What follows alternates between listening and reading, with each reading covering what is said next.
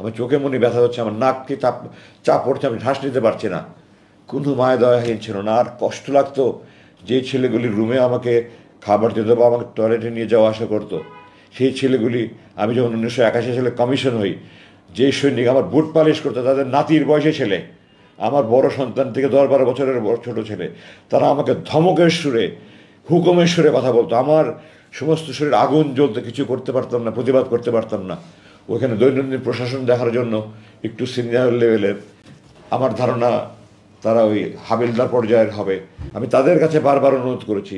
দু একজন ছিল একটু সহানুভূতির ছিল, দু একজন ছিল তারাও, সুপারভাইজাররা আমার সাথে চরম দুর্ব্যবহার করেছে। এক পর্যায়ে এমন হলো যে একটা ছেলে বারবার দুর্ব্যবহার করছে, আমি তাকে বারবার পরিবর্তন করার কথা বলছি, তাকে পরিবর্তন করছে না। আমি সুপারভাইজারকে বললাম যে আমি যদি, আপনারা যদি একে পরিবর্তন না করেন তাহলে আমার খাবার সময় যদি তার ডিউটি থাকে আমি খাদ্য বর্জন করবো। আমার সুপারভাইজার আমাকে হুমকি দিল, আপনি যদি খাদ্য বর্জন করেন তাহলে প্রতিবেলা খাবার সময় আমি তাকে ডিউটি দেবো। এবং সে সেটা বাস্তবায়ন করেছে। আমি 2 দিন শুধু মুড়ি পানি খেয়ে থেকেছি, কারণ যখনই আমার নাস্তার সময় তাকে ডিউটি দেয়, যখনই আমার দুপুরে খাবার সময় তাকে ডিউটি দেয়, যখনই আমার রাতের খাবার সময় তাকে ডিউটি দেয়। ডাক্তার কিছুদিন, এটা গত বছর শেষের দিকের কথা বলছি, আমার কথা একটু আগে পিছিয়ে হয়ে যাবে, কিছু ক্ষমা করবেন আমাকে। তো ডাক্তার গত জানুয়ারি মাসের 19-20 তারিখের দিকে আমার দেখতে আসলো। প্রথম দিকে প্রায় 1 মাস পর পর দেখতে আসতো, এরপরে বছরখানেক পর থেকে 2 মাস পর পর দেখতে আসতো, বছর 3 পর থেকে 3 মাস পর পর দেখতে আসতো, শেষ পর্যন্ত 3 মাস পর পর দেখতে আসতো। তো গত জানুয়ারি মাসে ডাক্তার 19-20 তারিখে থেকে আমার দেখতে আসলেন, আমাকে বললেন আপনি কেমন আছেন। আমি বললাম, ডাক্তার সাহেব বললাম, ডাক্তার সাহেব আপনাকে হাত জোর করে বলছি আমার শারীরিক চিকিৎসা দরকার নেই, আপনি আমাকে মানসিক নির্যাতন থেকে রক্ষা করেন, আমি সহ্য করতে পারি না।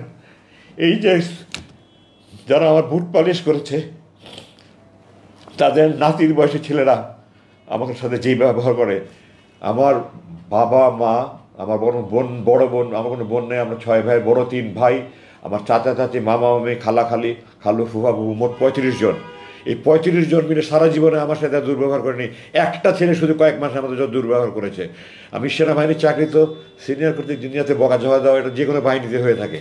আমার 35 বছর সেনাবাহিনীর চাকরিতে আমার সিনিয়ররা আমাকে এত বকাঝকা করেনি, একটা ছেলে আমার সাথে এত দুর্ব্যবহার করছে। আমি সুপারভাইজারকে বারবার বলেছি আপনি তাকে দয়া করে পরিবর্তন করেনি। আমি ডাক্তার সাহেবকে সব বললাম। আমি তাকে যখন বলেছি যে আমি খাদ্য বর্জন করবো, সে তখন বলেছে আমি তাকে বারবার ডিউটি দেবো, এবং সে হুমকি বাস্তবায়ন করেছে। তারপরে ডাক্তার সাহেব দয়া পরামর্শে উনি উদ্বস্ত কর্তৃপক্ষ করে ওই সুপারভাইজার ওই সৈনিককে পাল্টে দিয়েছে।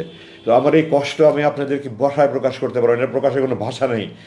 যারা এই সুপারভাইজারের বয়সের ছেলেরা, তাদের জন্মের আগে তাদের মতো, আমি তাদেরকে একজনকে বলেছিলাম একদিন যে সুপারভাইজার সাহেব আপনার জন্মের আগে আমি আপনার মতো লোক চড়িয়ে খেলেছি, আমার চোখের ইশারা তারা বুলেটের মতো কাজ করেছে, আজকে আপনি আমার সাথে দুর্ব্যবহার করছেন।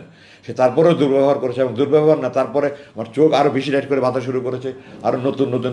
আগে আমাকে প্রথমত নামাজের সময় বলতো, তারা নামাজের সময় বলেন। আমি বললাম আপনার কি মুসলমানের ছেলে নাকি, আমাকে নামাজের সময় বলেন। আমি তাহাজ্জুদ পরে বসে আছি, ফজর নামাজ পড়বো, কিন্তু নামাজের সময় বলে না। আমি জোরের নামাজের টাইম জানতে চাচ্ছি যে জোরের নামাজে ওয়াক্ত হলে নামাজটা পড়ে একটু শুভ, তারা নামাজের টাইম পড়ে না। আমার আজান মাঝে মাঝে শোনা যেত, হালকা হালকা শোনা যেত, ভেন্টিলেটারটা বন্ধ করার পরে ওটাও শোনা যেত, কারণ মানে রুমের এত চারিদিকে তো আপনার এক্সস্ট ফ্যান আর জেনারেটরের মতো সাউন্ড, আর পানির পাম্পের মতো বিভিন্ন রকমের সাউন্ড, ঠিক এইভাবে কী কী যেন সাউন্ড তারা তৈরি করে। আজান হলে আরও বেশি সাউন্ড তৈরি করে তারা, যেন আমরা আজান শুনতে না পাই। আমি আপনাকে মুসলমানের বাচ্চা, একটা কাফের দেশেও তো এরকম অন্যায় করা হয় না বলে আমার মনে হয়। ভারতের মতো দেশ, সেই দেশেও তো আজান শোনা যাচ্ছে, মানুষ আজান, আমি বিভিন্ন দেশে দেখে এসেছি আজান শোনা যাচ্ছে, আর আপনারা আমাকে আজান শুনতে দেবেন না? আপনার কি কি মন মানসিকতা? আপনারা কি আল্লাহর ভয় নাই, আখেরাতের ভয় নাই, জাহান্নামের ভয় নাই?